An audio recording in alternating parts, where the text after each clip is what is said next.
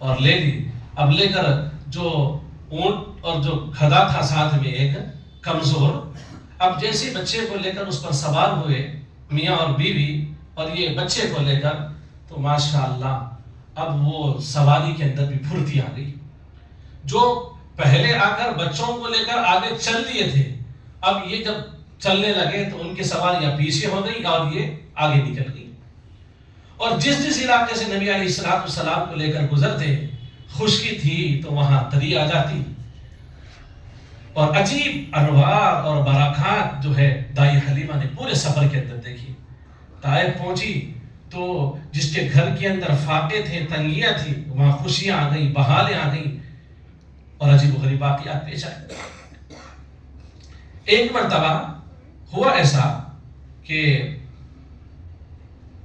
دائی حلیمہ کی ایک بیٹی تھی شیما نے کیا کیا، بکریوں کو چرانے نہیں گئی، کیونکہ یہ دونوں بھی بوڑھے تھے، دائی حلیمہ بھی بوڑھی تھی اور شوہر بھی بوڑھے تھے.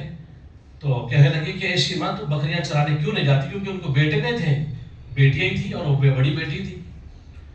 تو حضرت شیما کہنے لگی کہ امی اصل میں بات یہ ہے کہ میں بکریوں کو لے کر جاؤں تو پھر بہت بھاگ دوڑ کرنا پڑتا ہے، آج ایسا کرتی ہوں کہ آپ بھائی محمد کو میرے ساتھ کر دیجیے. تو دائی حلیمہ نے کہا کہ اتنے چھوٹے بچے کو لے جائے گی یا بکریاں چرائے گی؟ تو نہیں امی، اصل میں کیا ہے، میں نے اپنے بھائی کے ساتھ 3 باتیں عجیب و غریب میں نے دیکھی ہیں.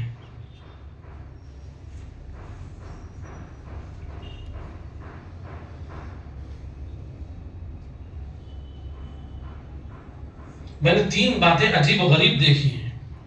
کیا دیکھی؟ فرمایا کہ جب بھائی کو لے کر میں جاتی ہوں تو بادل سایہ کرتا ہے میرے اوپر. اور دوسری بات، ایک مرتبہ میں بھائی کو لے کر جا رہی تھی تو ایک راہب نے مجھ سے یہ کہا تھا کہ آپ کا یہ جو بھائی ہے نا، آگے چل کر ایک بہت بڑی شخصیت بنے گا. اور تیسری بات یہ ہے کہ ایک مرتبہ میں بکریوں کے ساتھ بھائی کو لے کر بیٹھی ہوئی تھی تو بکریاں ساری کی ساری آ کر ادب کے ساتھ 4 زنوں میرے بھائی کے اطراف میں بیٹھی، وہ بھی میرے بھائی کے چہرے کو دیکھ رہی تھی، میں بھی اپنے بھائی کے چہرے کو دیکھ رہی تھی. اگر میں بھائی کو لے جاؤں گی تو وہ بادل بھی سایہ کرے گا اور مجھے دھوپ بھی نہیں لگے گی، اور دوسرا یہ کہ بکریاں جو چریں گی، چر کر پھر آ کر ادب کے ساتھ بیٹھ جائیں گی تو میرا کام بہت آسان ہو جائے گا. آپ کیا کریں، بھائی کو جو ہے میرے ساتھ بھیج دیں. ویسے نبی علیہ السلام کے وہاں کے جو قیام کے 2-2.5 سال جو بنو سعد قبیلے کے اندر گزرے، تو دائی حلیمہ کا قبیلہ تھا، وہاں عجیب و غریب واقعات پیش آئے. سینہ چاک کرنے کا واقعہ بھی پیش آیا اور بہت سارے واقعات پیش آئے. اور اللہ تعالیٰ نے نبی علیہ السلام کو ایسا حسن دیا تھا کہ جس وقت میں دائی حلیمہ اس بچے کو لینے کے لیے حضرت آمنہ کی گود کی طرف گئی، جب چادر ہٹائی تو دیکھا کہ اتنا حسین خوبصورت چہرہ ہے بچے کا، تو کہنے لگی ہائے، میں نے ایسا خوبصورت بچہ کبھی دیہاتوں میں نہیں دیکھا.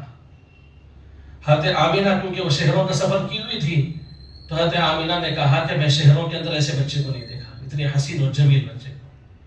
اور وہاں عبد المطلب بھی تھے، تو عبد المطلب نے کہا کہ تم دیہاتوں کی اور شہروں کی بات کرتی ہو، میں تو جو ہے ملکوں کا سفر کیا ہوں، میں نے اتنا حسین اور جمیل اور خوبصورت بچہ میں نے ملکوں میں نہیں دیکھا. ہمارے حضرت یہ بات فرما کر ایک بات کہتے ہیں، اگر کوئی یہ پوچھتا جبرائیل امین سے، اے جبرائیل امین صاحب ذرا آپ بھی کچھ کامنٹ کر دیجئے، تو حضرت فرماتے ہیں کہ جبرائیل امین یہ کہتے ہیں کہ تم قریوں کی، شہروں کی، ملکوں کی بات کرتے ہو، میں تو پوری دنیا کی بات کرتا ہوں. پوری دنیا کے اندر میں نے اتنا حسین اور جمیل بچہ میں نے آج تک نہیں دیکھا. اللہ اکبر کبیرہ. اللہ تعالیٰ خدائی میں ایکتا ہے اور ہمارے آقا حضرت محمد صلی اللہ علیہ وسلم مصطفی میں ایکتا ہے. اور اللہ تعالیٰ نے اس پوری کائنات کو نبی علیہ السلام کے صدقے میں اللہ پاک نے بنائی ہے.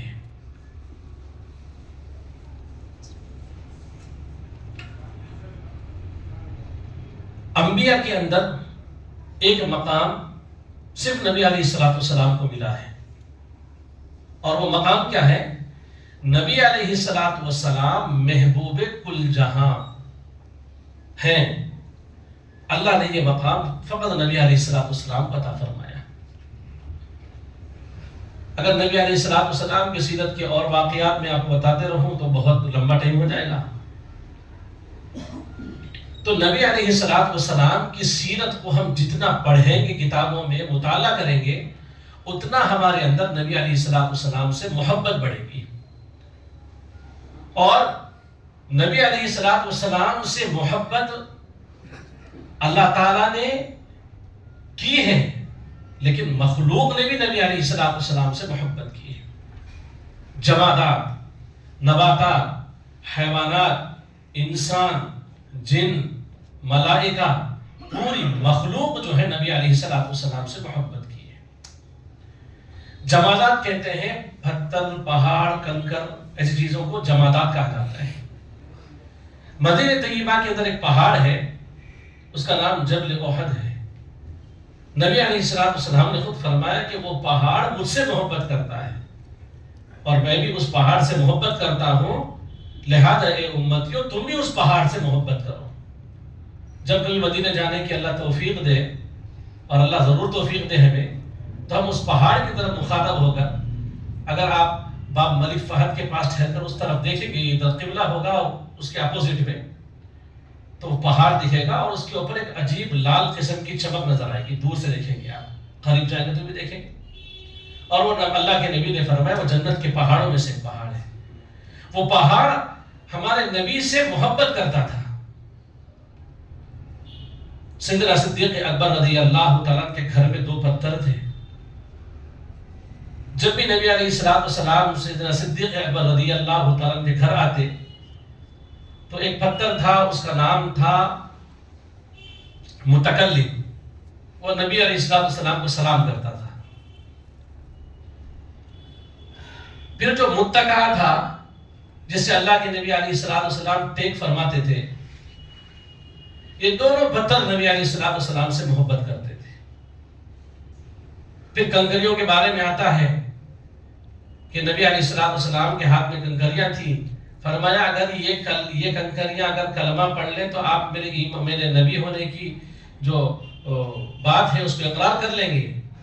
اس نے کہا ضرور ہم ضرور کریں گے، لیکن ان کی قسمت میں ہدایت نہیں تھی، انہوں نے قبول نہیں کیا۔